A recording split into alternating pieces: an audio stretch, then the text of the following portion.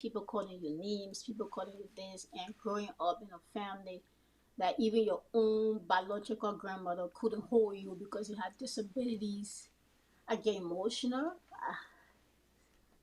and about it. I remember when I go and visit my grandmother, my little sister and I, she will only pick my little sister up and leave me standing. So when you're being discriminated that deeply, there is a lot of pain that run to my mind when I look back at my life. But I am grateful, and all of those moments make me who I am today, and make me this strong woman, make me this woman that always smiling on social media, and people ask me what is the secret behind your smiles because of all those moments I went through. So yeah, so I didn't regret any of those moments, but it did taught me the lesson that I am special, I am unique, and I am different, and I accept all of those things. So when you see some of your colleagues, I guess it kind of brings tears. Like when I look back a Hmm. little bit and I see 12 years ago, or 12 years before this, on 12 years, looking at Hmm. the people at the group of 77, Hmm. and coming up as a little boy, I used to live not too far from there. Every time I retrospect now, working with people living with disability and seeing the different programs, how each person living with disability has a case manager, and they have programs that cater to their well-being. They take them to recreation places. Hmm. They are included, not excluded from everything that the development aspect programs are created for them. What would you love to see in Liberia, especially from our leaders? Because I don't want to be too political about this, but I mean, to exclude a certain group of people from the the development of our country. 12 years ago, there was so many opportunity, goodwill from the international community. By this time, Hmm. you should be having a big program catering to the Hmm. well-being of people living with disability. But it's sad that when you look in the streets today, the streets of Monrovia and other counties, or Montserrat and its environment, all you see people living with disability, no program for them. If you had an opportunity to sit with an international institution or organization, or to ably represent, like you continue to do, to represent people living with disability, what are some of those things you want to see happening in Liberia? And I want to see a country that is inclusive. I want to see that people with disabilities that they would not only see our disabilities, but they should also see our abilities because there are a lot of people that have disabilities who are very smart, very intelligent, but there is no job for them. A lot of these men and women are in the street begging, and I want to see accessibility because if we talk about accessibility for people with disabilities, because if you give us a job, if this building is upstairs, how do you expect a person using a wheelchair, using a crutches, using a cane to be able to go to work, to do the day to day and the day to day activities, and also that jobs should have accommodation. I live in America, and it's something called accommodation when they employ people with disabilities. I cannot stand for hours. So what my job do is give me chair to sit and do my job.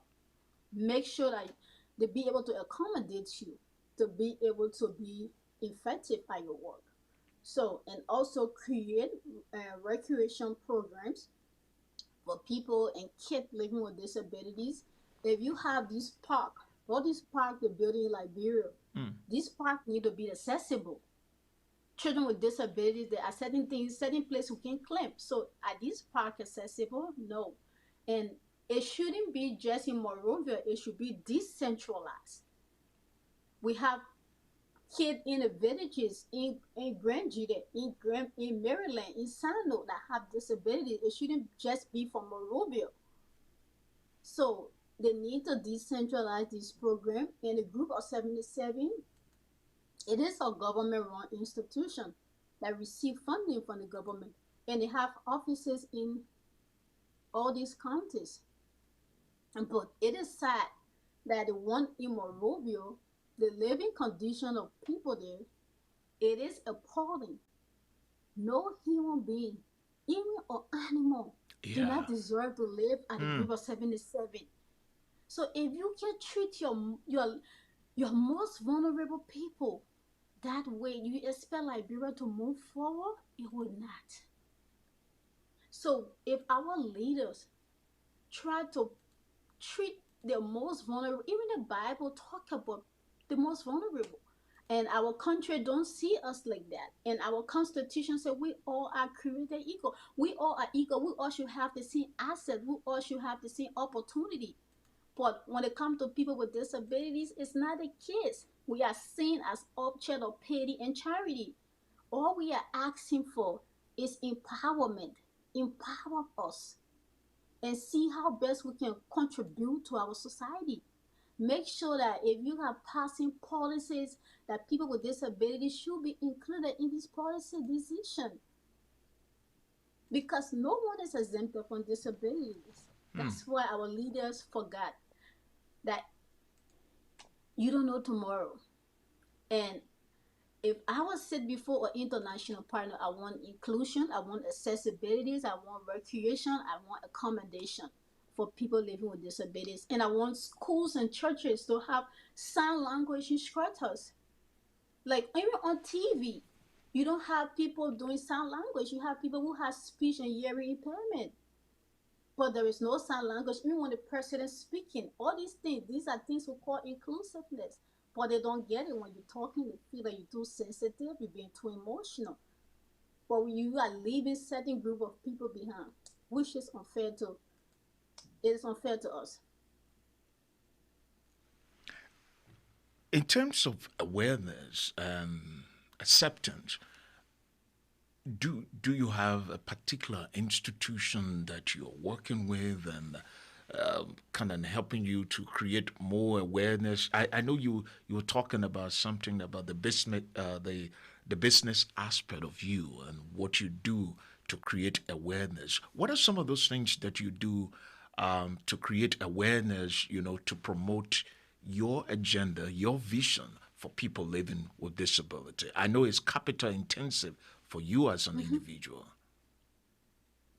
So right now, like the internet is tools for every one of us. That Mm-hmm. thousands of people are here. So what I did, and 4 years ago, and my my my workmate, I work with her in Liberia. She was my boss.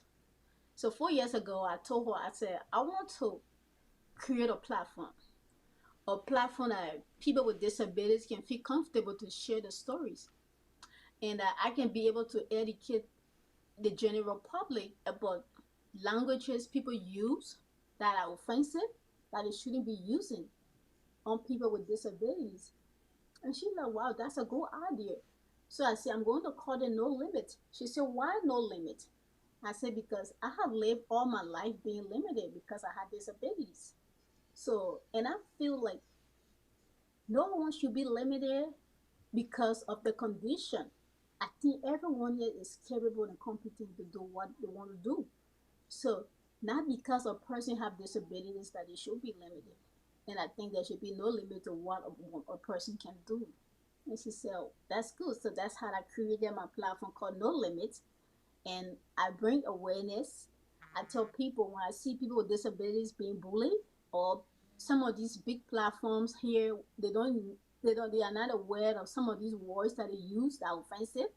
And also some of these words have been banned. That you don't call people with disabilities. Some of the the panelists Mm-hmm. use these words that come and educate people. This is wrong. You shouldn't be saying cripple. You shouldn't be saying handicap. You shouldn't be saying this. It is offensive for people with disabilities and stuff like that. So yeah, so that's the only means right now I use my platform, the No Limit, and also sometimes people invite me on a show. I have been on other shows like not in the Liberian community, because my goal is to step outside of my community. The messages and awareness is needed everywhere. So sometimes some black American community, they invite me to speak as well on their YouTube channels and other channels and stuff like that. Yeah, so that's what I do. So there was something you was talking about hoodies and t-shirts and that you made and just to create the level of awareness in the community, the African and community as a whole, so that people Mhm. can get to know some of these things. How do one get those t-shirts and what do you do with the resources collected? Are you building some institution in Liberia, or you thinking about and this one will make you laugh because every time people say they are advocating, the next thing we look, they end up in government or they end up in creating some big awareness for themselves rather than the people whom they're speaking for. Yeah, I know, right? But it is not a bad thing though to run for office. It's something I've been saying for years. Oh, So I would it, prefer if I can see you the next time go as a representative, and then I believe strongly that when Samika is in there, she will make sure that we'll have a legislation that promote the well-being of people living with disabilities. She will have people writing programs, and this is something that most often our leaders do tend to forget about. I remember after the war in Sierra Leone, the government decided to um, have this inclusive program for people living with disability. In Sierra Leone, they started including them in all of their programs. But today I mean I stand to be corrected. I have not seen a law here, a lawmaker here, who been out there talking for people living with disability. And as a matter of fact, you don't see in our lawmakers' offices, you don't see people who are living with disability able representing their people in there. So no, if I see a Shamika in there, that tells me that your advocacy is not for you to be the center of attraction. So that's what I'm asking you. What do you do with the money you collect? It's a capital intensive to print those T-shirts and make it those is. hoodies, and you have your day-to-day activities, your job, and your site to run. How do you do all these things? It is. That's what makes me the superwoman. I love that. I love that. Doesn't make me a superwoman. So yeah, that's what people. Too many people ask me how you do it. Like for me, that's what I tell people. When you see us, don't see our disabilities. But it is Hmm. sad that people will see our disabilities instead of our abilities. So not because I have disabilities, I can't do anything. No, the difference is I do things differently. That's the only difference. Yeah, but I go to work. I work full time. I'm a mother as well. I have to get my daughter ready, a single mother too, and I have to go to post office. I have to sit in my house and do everything by myself. Yeah, so some of the resources is, and I take 10% aside. Like this coming Christmas, I'm planning to do a Christmas food drive for people with disabilities, and also I ask my audience too if they can help to contribute because I can't do it by myself, and also some of the funding go to because running a social media is costly. You have to buy and you have to get certain internet speed. You have to upgrade pieces and so. Mm-hmm. So Mm-hmm. being a single mother with everything. So yeah, some of the funding go to keep off my no limit platform to be able to spread the message. And sometimes people with disabilities will reach out to me in need and stuff like that. I will share what I have and stuff like that. Yeah. But it is my goal. It is not just to stop here. I want to see this brand to go above this. That's what I call no limit. So yeah. So that's what I do with the no limit, and I'm working on my website and stuff like that, so people can be able to do the order from the website and not reaching directly to me, and also coming up with other options like cookware, like aprons. I love to cook, so yeah. So I want people to feel when they wear it, let them feel no limit. So I It, come it, up it with seems like you cookware. you just all over the place. You're in the kitchen. You're behind the computer, you're trying to get the Yeah. website up and running, and I love the nomenclature that says Multitask. no limit. Mm-hmm. And then I have some of the hoodie on it is printed. I love this quote from Ban Ki-moon, which is this the former Secretary General of the United Nations that said disability is not inability. So it's also on a hoodie as well. So it is like a movement. I tell people it's now a business. It's like creating awareness. Like when you wear it. Few days ago, one of my friends called me from Florida. She wore her T-shirt that said disability is not inabilities, and she said this white lady kept staring at her. When she came closer to her, oh my gosh, I love your hoodie. I just love the wordings that on it. So yeah, people do connect with that. There are a lot of people that have children, that have family members, that have disabilities, and there should be, and disability is not inability. So yes, so it is like she told me, she said, oh my god, people kept staring at me the whole day when I wore the shirt. Even I gave one to my daughter to wear to go to school. Her teachers were so excited about the messages that were on it. So it's like awareness.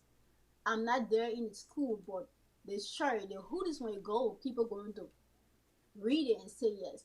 And somebody out there going to talk to maybe the daughter or the nieces, the nephew that has special needs or have disabilities, and tell them that they can be anything they want to be. That disability shouldn't limit them. So it's not just for profit. It is awareness I'm spreading. It's a movement. That's what I want to call it. She said it is not for profit. So how do I know you live in Minnesota? The what's the level of quality of the support for No Limit in Minnesota in the community? Like you said earlier on, I do not wait for the invitation to go to places when there is an occasion or function. I show up there. Don't wait for the invitation because I am on this mission to create awareness for people living with disability. So, what's the level of support for No Limit in that of Minnesota, in the African Minnesota, community? Minnesota. I would say not that much, but I would say like for online, I have a lot of support for online from the Liberian communities and other people from all parts of the world. Sometimes I get surprised when I receive messages from Guyana, from Trinidad, from Jamaica, from Europe, all parts of the world. Some of these people are not even Liberians. And the message people send me someday, it make me to do what I'm doing. It inspire me to not give up because someday, like last year, I ended up shutting my No Limit platform down for a year because I had too much going on. It was just too much resources, paying for this, doing this. It was just my one. So I shut No Limit down for a year. But when I started receiving messages of thousands of people telling me about the work I do, how they get inspired, how the life I changed because of what I do, I can't give up. I can't too far to give up. So yeah, I would say my Liberian community be very supportive. When I say Minnesota, like the community here, maybe for online, but a lot of the event in Minnesota here, I haven't gone to it. People, maybe sometimes I don't know, but people, maybe our Liberian people, they're not a bit drawn to negativity. Maybe the message, it's resonating with people who think it is important, and but it is hard that when you live in a community like maybe 80% of people are not that, but I'm not going to give up and I will keep speaking out. And I think I need to be more involved in the Liberian community as well in Minnesota. And maybe the leadership, the Liberian leadership in Minnesota, I need to see how best I can contact them as well because you have to work with community, right? You have to Yeah. work with institution.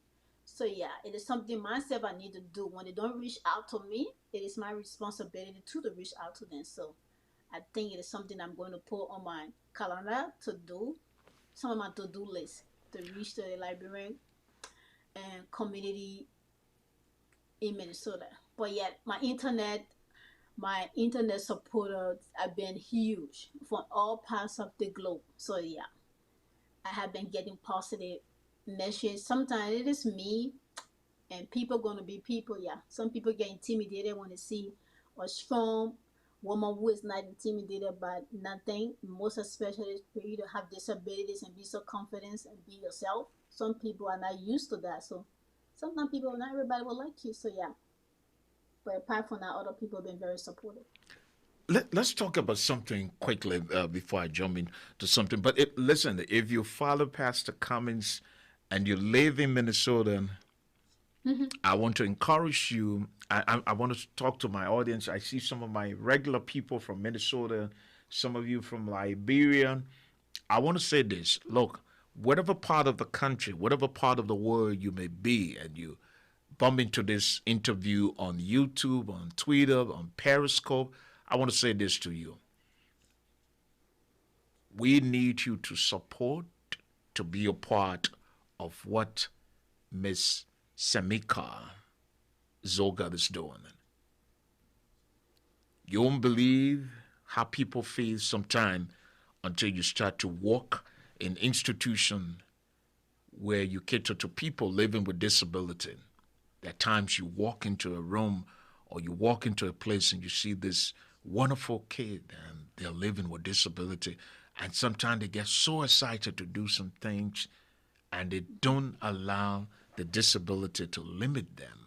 So if you're in Minnesota and you follow me on Twitter, Periscope, YouTube, Facebook, I want you to look for Miss Samika ZOGAR. She's on Facebook.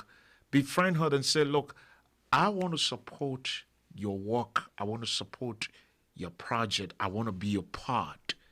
Because you never tell, you can't tell that today what you do to help Miss Samika will go a long way because she want to see other people. And I want to throw this out to my Liberian people. She want to see other people living with disability in Liberia, things turn around. You can't tell. You never know that because of Samika and others who are advocating for people living with disability, that could be a bill introduced. That could be this legislation introduced that will change the lives or the livelihood of people living with disability in Liberia. So support her, follow her on Facebook, follow her on YouTube, support her work, be a part of it. Don't wait for tomorrow. Don't wait for tomorrow. Don't wait for tomorrow. Do it now while you have the opportunity to do so. But Samika, I saw you just the other day at Mm-hmm. a function in Maryland. Were you Mm-hmm. invited or you made your way there because you're always on some mission? I was invited. Okay. I was And to be invited precise, it was at the ANC at the ANC convention. convention. Yeah. So Yeah. I was about to ask you this question: were you invited, or like the woman who is always on a mission, you went there on some mission to spread the message, to talk about no limit and the things that you want to see happen for people living with disability. Tell us a little bit. What was the reception like for you? What was it like for you when you were invited to attend the ANC convention? Were you saying, "Well, I'm carrying my clique's face, and I'm going over there, and I'm going to stand up for my people living with disability"? That's how I went. I like I and I don't miss my words. I say how it is. People that know me, I'm very blunt. And and when I was invited by the ANC, it was an honor. ANC is it's like a family. I have people that are part of the ANC that call me the daughter, and Sexy Asini, and so many other women that have supported me. Sis Vida has come into my life as well, and all the ANC women who have been in my life since I came on Facebook. Sexy Asini was one of those women that reached out to me and started supporting my work. So yeah, so when I was invited at ANC convention, it was an honor to be invited, not just be invited, but to be guest speaker. I was surprised when they said you're going to be our guest speaker. I'm like, what? Am I going to be a speaker? I have to go to my hotel and start thinking what to go say, what to speak about. But yeah, it was an honor because these are leaders. Mr. Cummings wanted to be president for our country. And if being a president, my goal is to see a president that will be inclusive, a president that will include people with disabilities, and like projects will be created for us, that buildings in Liberia will be accessible, that we can have access to jobs and stuff like that. And I listened to Mr. Cummings' platform, and I had heard him present his platform to Liberian people on other media, and I like, this man, I think the disabilities community can trust him. He's somebody that can do better for us because so many presidents, past and present, have failed failed the disabilities community. So yeah, so I was there to raise my to raise my kids and also brought some attention for the group of 77 because I had a journalist that did a story for me at the group of 77, and it was sad, Mr. Cummings. It is very important. The place that people with disabilities live. They live there with their children, they go to school, and it's so nasty. I don't know how can our leaders sit and allow a human being. It's so sad saying it, I'm getting so emotional about it.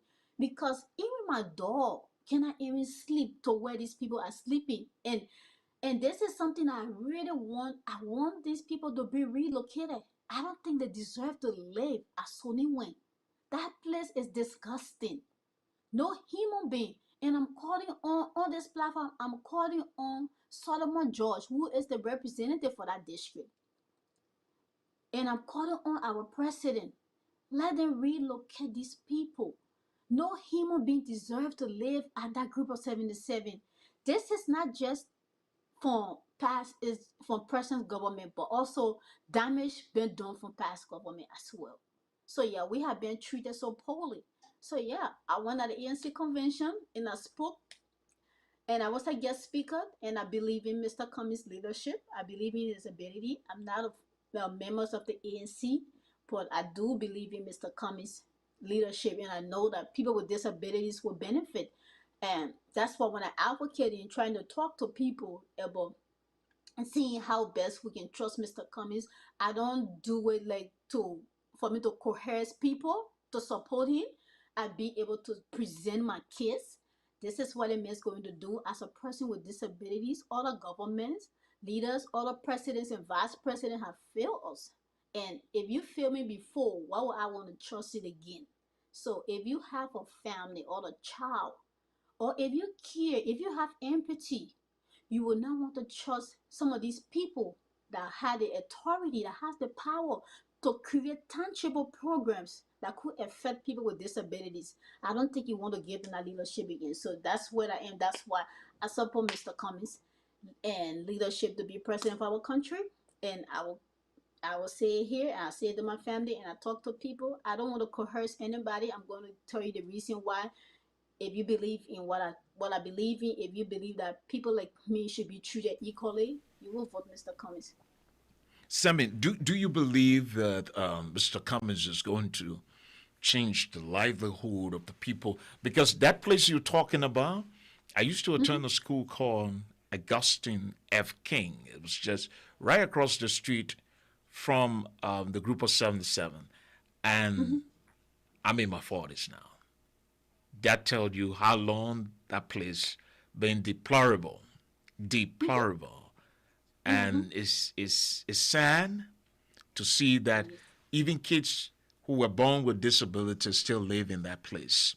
And you know, not to politicize it, but that's the reality. Is I don't think our leaders have shame.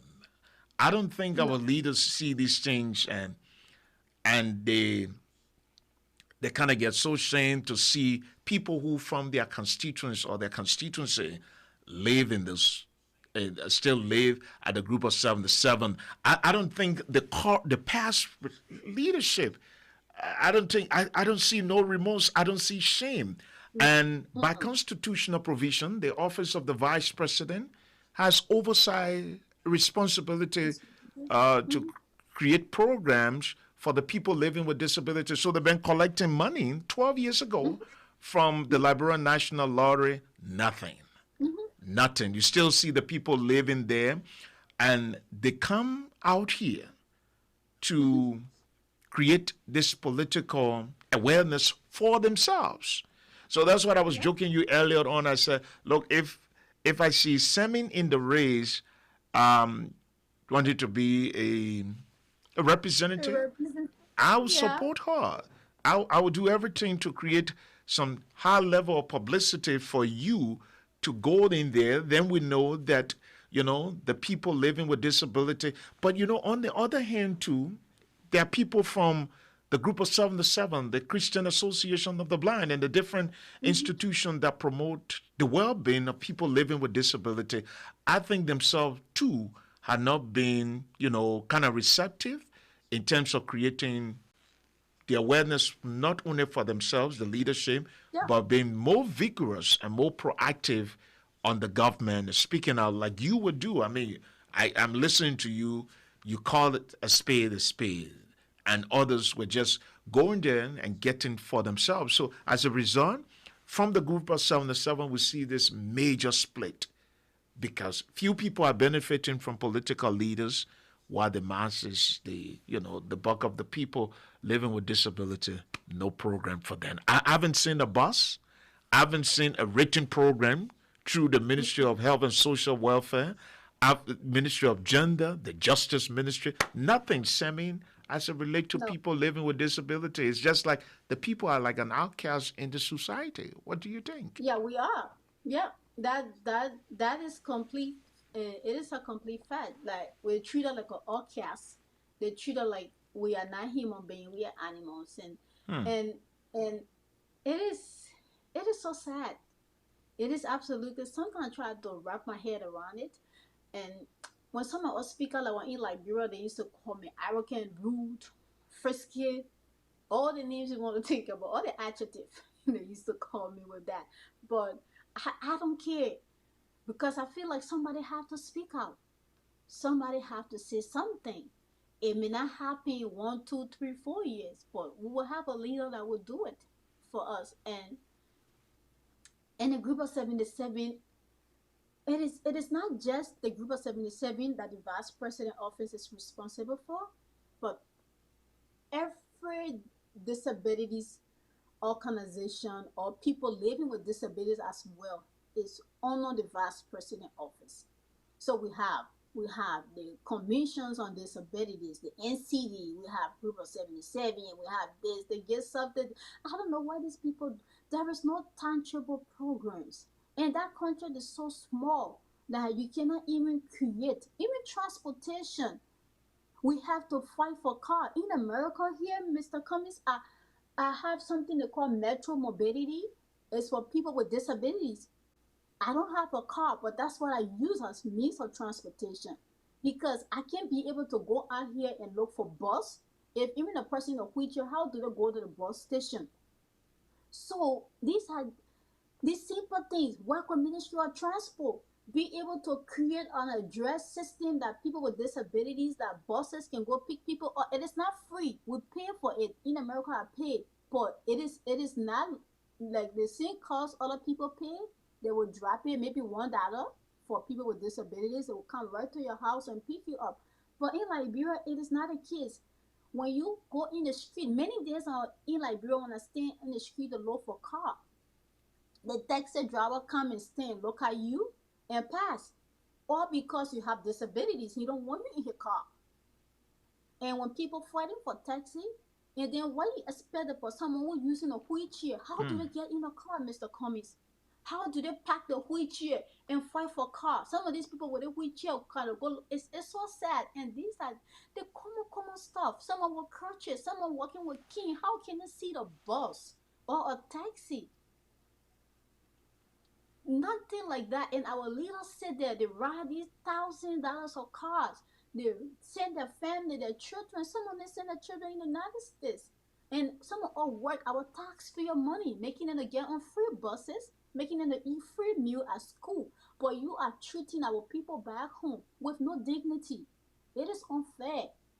And I hope we can have a leader that can be inclusive, that all these programs can be created. It may not happen in 1, 2, 3 years, but step by step we can be able to get it. And every one of us out here, it is not just me you speaking for, it is not just someone with disabilities. You don't know the future. So when we're talking, take put political party aside and just put yourself in our shoes. If you were someone in a wheelchair looking for taxi on the street, and you cannot even fold your wheelchair to get a taxi, and your driver come and see you and say, like, you can get in my car, and passing you, refusing for you to sit by them because they're thinking that your disability is going to rub on them. Hmm.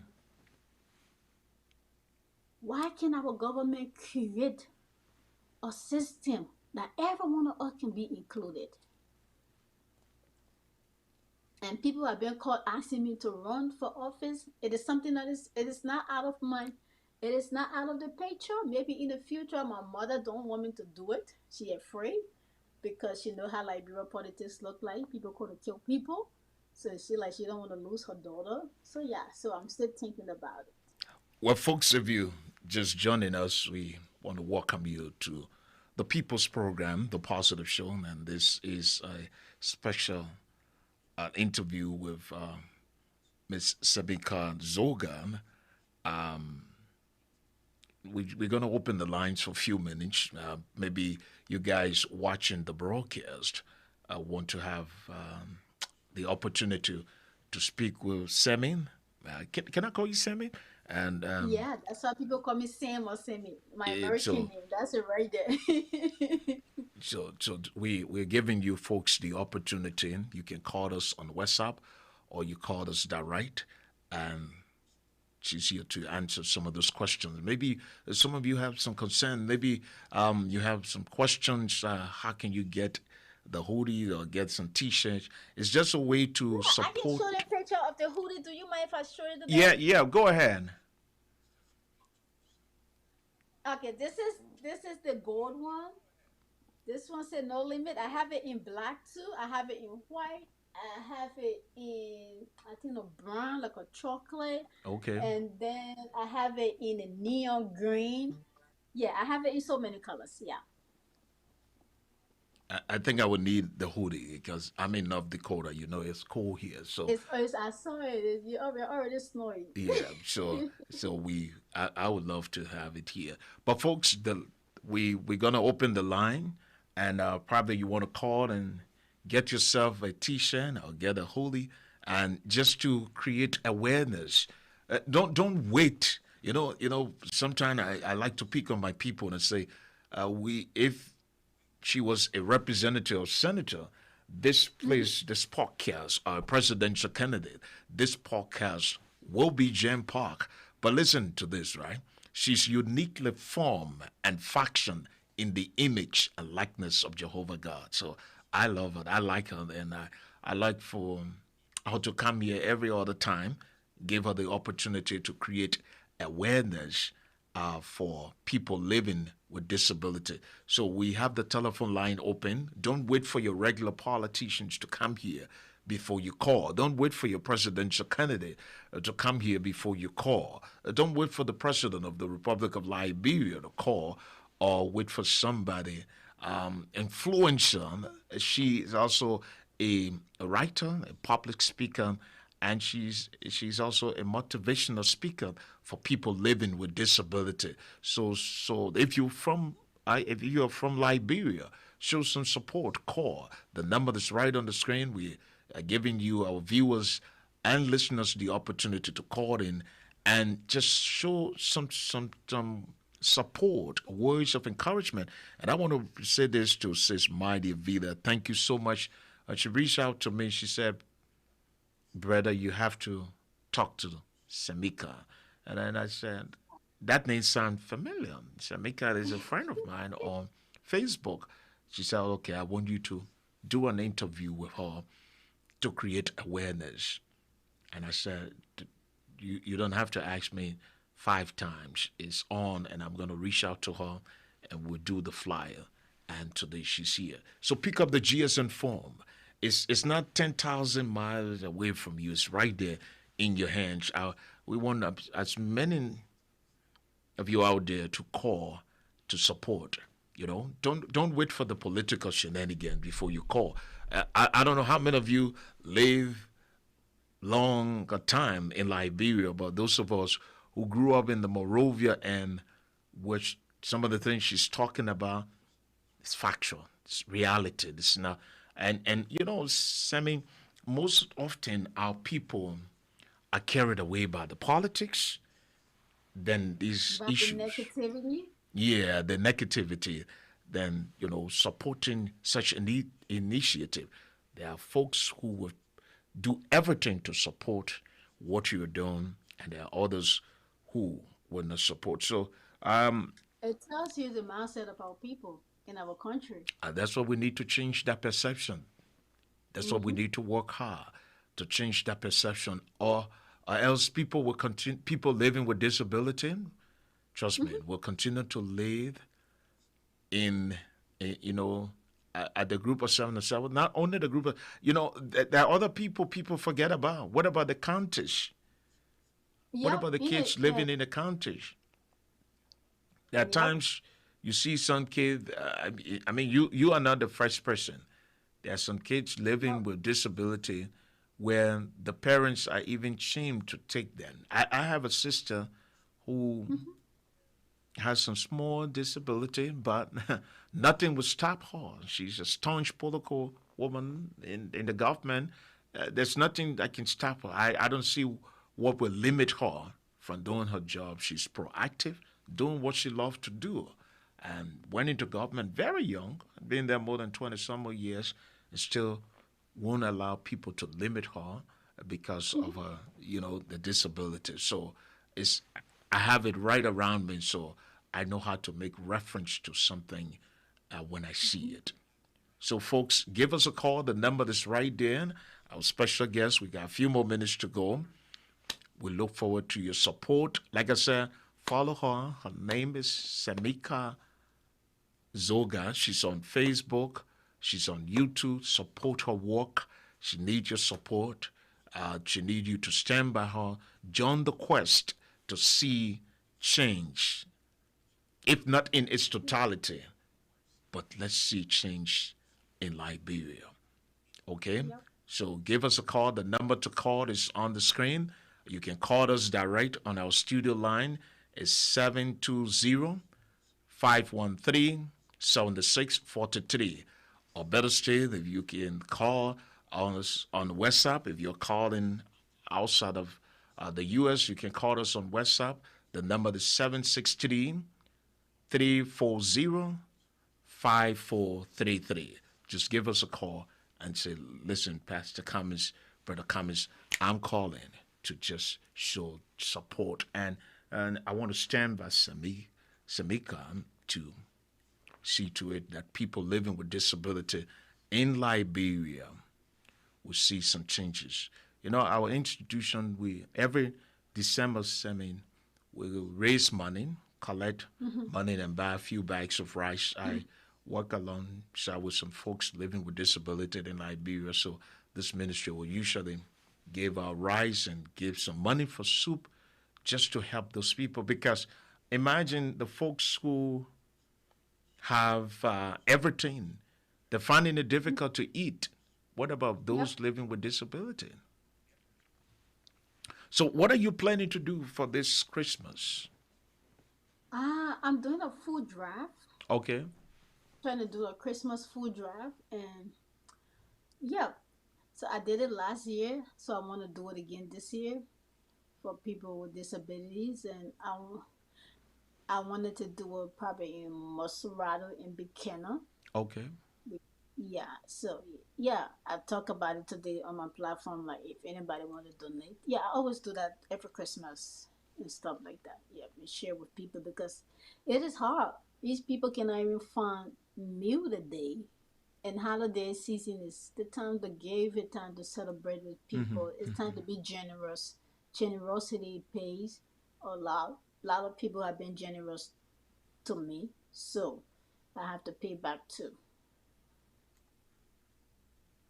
that's good. Well, folks, like I said, we got the telephone line open. Don't wait when she leave. and I'm playing a repeat broadcast. You start to call. I won't be here to take the calls, but like I said, call, support, and those of you that are sharing the broadcast, we want to say thank you so much for sharing. But Simon, just before we take leave of you, what Mhm. words of encouragement can you give to our people, Liberians, the mothers out there, the sisters out there, to kind of don't lose courage, don't lose hope, Mhm. still focus, be vigorous, be courageous in terms of working with people with disability, or even if your son or your daughter, your Mhm. husband or your wife has disability, to stand by him or her to support them along the way.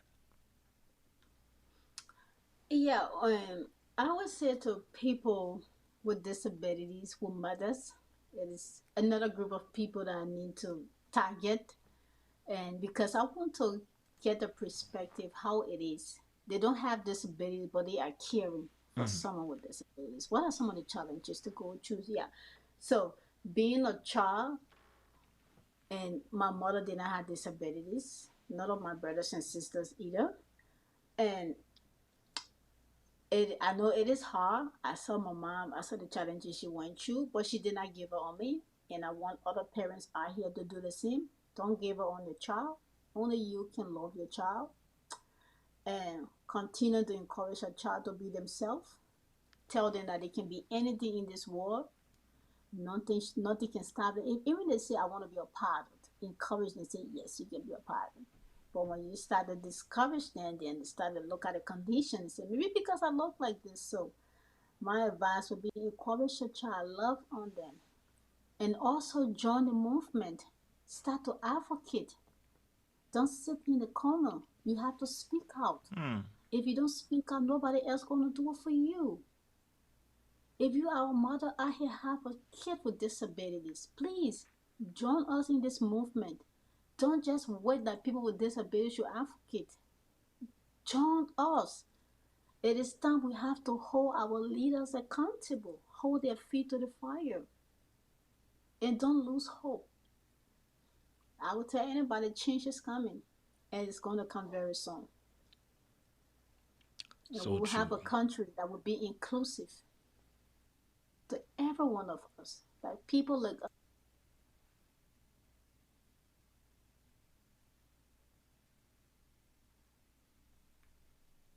will not see us as objects of pity and charity.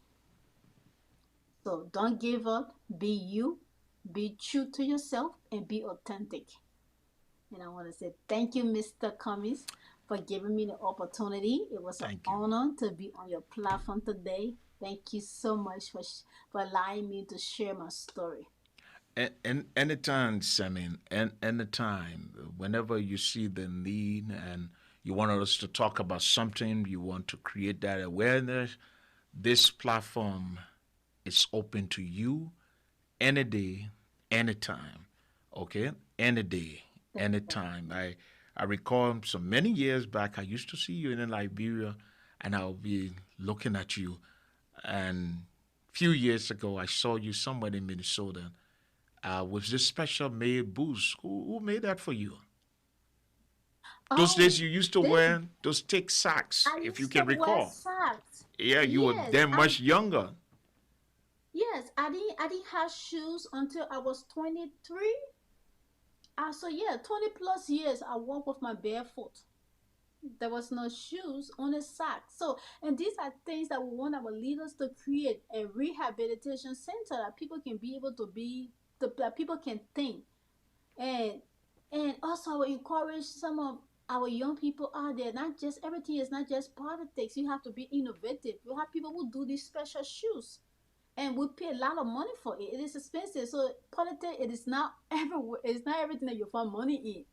So be creative and see how best that you can say, oh, maybe I can find a career in making shoes for people with special needs, or making some special prosthetics for people with disabilities. But it is not like that in Liberia. So I have to walk with my barefoot in the rain, in the sun. You know how Liberia when it's when it's rainy season, it's get real muddy. and I used to live in Red Light in Gorbachev Market. It's all mud. Sunday I remember curling with my, like a baby can curl. Yeah, I would curl on the ground just to get my way out to go out, go to school, go to the market. I didn't let it to stop me until when I came to the United States. My I call her my other mother. She's very kind. There's a lady called Michelle, Auntie Michelle.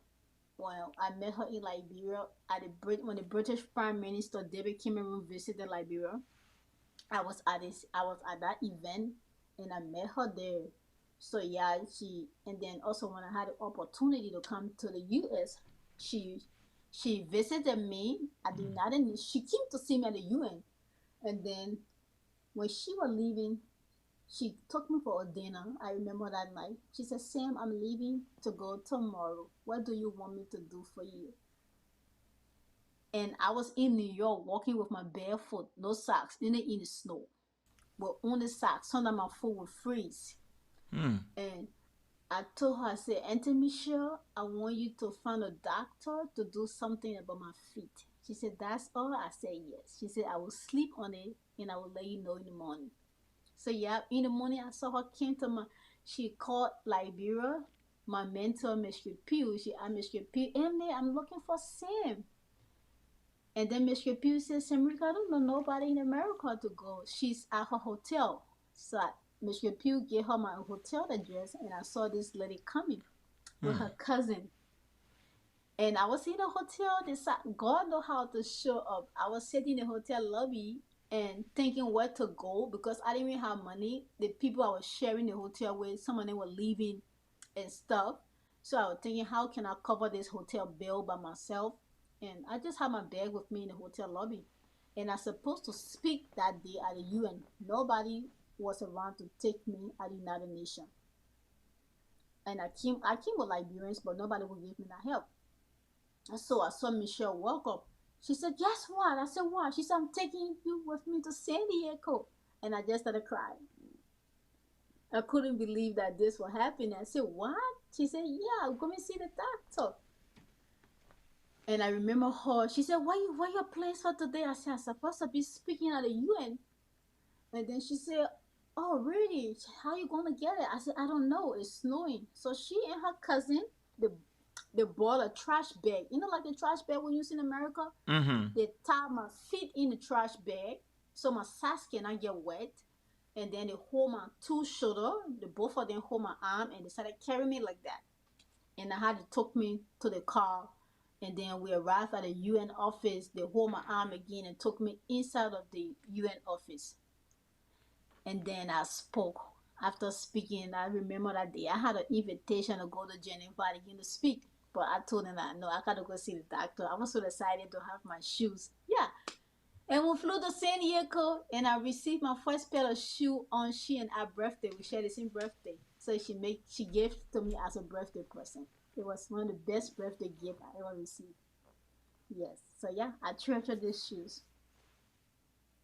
Wow, man, it's such a blessing having you on here this afternoon. Again, I want to say thank you so much, Sammy, for accepting the invitation to be on our platform to share your story. And listen, man, we love you, and Thank you. you always be in my prayers. And we look forward to seeing more great things. And I pray that God will make you the Esther of people living with disability, and that He make you that Deborah, a woman with Thank you. voice, and among the voiceless women living with disability. And I Thank you. pray God strengthen you and give you the courage. Don't stop. Don't stop. Thank you. Keep pushing. Don't Thank you. stop. Just keep pushing. Push until you can push no more. You know, sometimes in life, some people, Mm-hmm. when they get to a particular place, they say they Mm-hmm. have arrived. But Yeah. there's this quotation I love, and there's this saying I love from Billy Ocean. He said, no man arrive can say they arrive until they can do nothing no more. When you are normal, then you have arrived. So keep pushing. Don't stop. Thank Just you. keep pushing. Thank you. One day, there will be a day among the days when you will sit down and look and say, is this I? That's you. It's because you decided to remain consistent and persistent. Don't stop. Don't let nothing. Follow that nomenclature that say no limit. Don't let nothing stop you. And don't let nobody use you as a face for them to get somewhere. Because I will say this to you, right? People usually use people to get to places. And when they get there, the protocol or the bureaucracy is so tough. And you say, but I'm semi. And they'll tell you, come tomorrow. And you keep going tomorrow, until one day you get tired and lose it. But you see, when God favors you, he brings you before kings and queens. So my prayer for you is that God himself, who that saw you in Gorbachev market and said, she's destined for something. Though she's crawling in the mud, though she's walking in this mud, tomorrow strangers will open doors for you. You know, I see a lot of great things about you. That's what I'm looking at. That's what I'm speaking, not as the journalist, but I'm speaking as a pastor, that great things will come out of you. Great things will come out of you. It took one lady called Rosa Parks to change some things in this country. 6 families in North Dakota, because of 6 families in North Dakota whose children were living with disability, a law called the Gratian Law was introduced. Today, in North Dakota, any man or woman or boy or girl living with disability has a case manager because of 6 families. So because of you, somebody in Bokonjele, somebody in Chien, somebody in Baman or Riverses or Grand Bassa or Weed or Nimba, because of you, somebody will have a wheelchair and they will cherish that wheelchair. Not only just a wheelchair, they will have a king and they will cherish that king, and you will go down in history and people will remember you and say, there was a lady called SAMRICA ZOGAR who never gave up. In the snow, the rain, the sun, keep pushing. Don't stop. You know, many people then call, few wonderful people share this broadcast, and there will be others that will watch this, and they will remember you one day. You know, they will remember you. It was one day that Esther appeared before the king, and things turned around. So you could be the next Esther in this dispensation in our age and time. Is possible. God bless you, Semin. Thank you so much. Thank you for joining Thank you, us. Mr. God Prophet. bless you. You Have have a blessed a week. wonderful day. Amen. Thank you. Thank you. Well, folks, on this note, this is how we love to come to an end to this wonderful interview with Semin. You know, I'm an emotional person, but I don't know how I did this one, but and one thing that caught my attention is this: the people from our country, we move heavily towards politics. Trust me, if there was a politician here today, the telephone lines will be ringing. Will ring. If we were talking about the president of the Republic of Liberia, this place will be jam-packed. The number would increase. If it was Ambassador Joseph Yeman Boaka, the number would increase. If we were talking about Alexander Cummings, Benina Urine, you just name it, the number would increase. But let me say this, though, as a pastor and a man who worked in the media for years, let me say this. One day, some of you will sit down, and that's what I'm recording this broadcast, and like I always do, I'm recording this and I will keep this. One day, you will remember the 13th of November, and you will remember SAMRICA Keti ZOGAR. You will remember. And the reason why you will remember her is so simple. Why, what most people don't talk about? Semi tonight, this afternoon, spoke.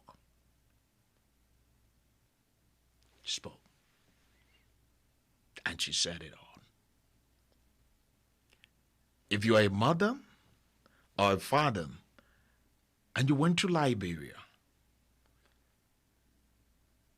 paid a visit to Liberia, go on Newport Street, go to the Benson Street Mosque, go to EcoBank or the different banks.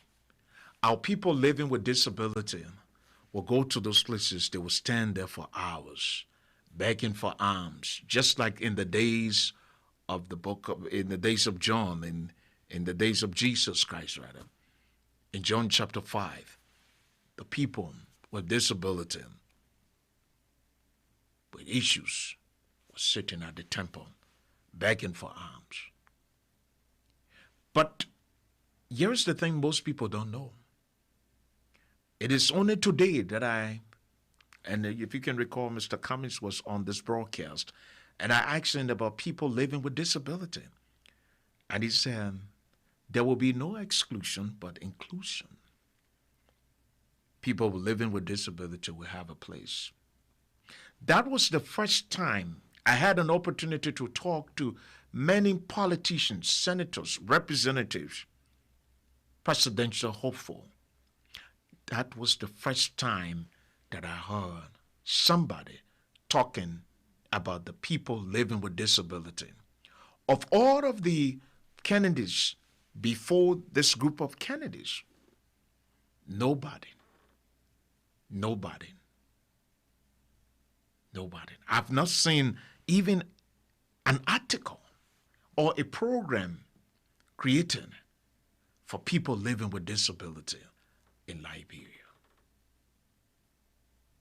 So these people, like she said earlier on, people look at them as an outcast in society. The things most of our people run and chant slogans for is the politics.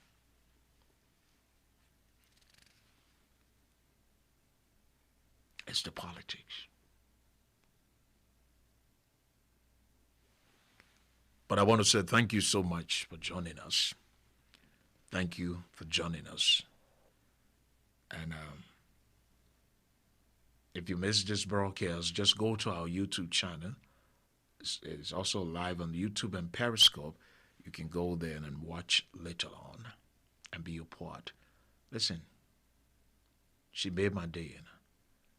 And now I can, step outside of the studio and go and find something wonderful to eat and say, man, I had a wonderful time today. She made my day. She made my day. So people were waiting.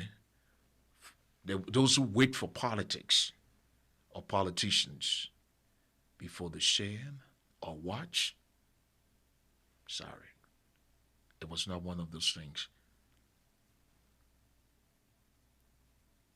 I spent 14 years of my lifetime in the media. This is one of those interviews that really touched me.